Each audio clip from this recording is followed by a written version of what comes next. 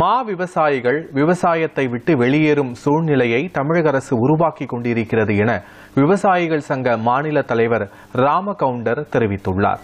கிருஷ்ணகிரி மாவட்டம் சுண்டக்காப்பட்டியில் அவர் தெரிவித்த கருத்துக்களை தற்போது காண்போம்.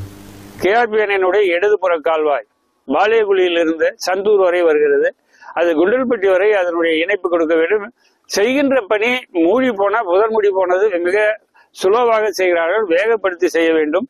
கடந்த 3 ஆண்டுகளாக மாவுக்கு இழப்பீடு வழங்கவில்லை. மாங்காயில் எந்த விவசாயிக்கும் எந்த லாபமும் இல்லை. இந்த ஆண்டு மாங்காய் அறுவடை செய்யாமலே விட்டுவிட்டோம். சென்ற ஆண்டு கணக்கெடுக்கப்பட்டது, அதுக்கு முன்பு கணக்கெடுக்கப்பட்டது, இழப்பீடு வழங்குகிறோம் என்றார்கள். ஆனால் இந்த ஆண்டும் எந்த கணக்கும் எடுக்கவில்லை, இழப்பீடும் அறிவிக்கப்படவில்லை. ஆனால் மா விவசாயத்தை விட்டு விவசாயிகள் வெளியேறிய ஒரு சூழ்நிலையை உருவாக்கி கொண்டிருக்கிறார்கள். இந்த மாவட்டத்திலிருந்து 75 மாம்பழக்கூழ் தொழிற்சாலைகள் இன்று வெறும் 17 தொழிற்சாலையாக சுருங்கிவிட்டது. ஆகவே இந்த அரசு மாங்காயை புறக்கணிக்கிறது என்பது இதன் மூலம் தெரிகிறது.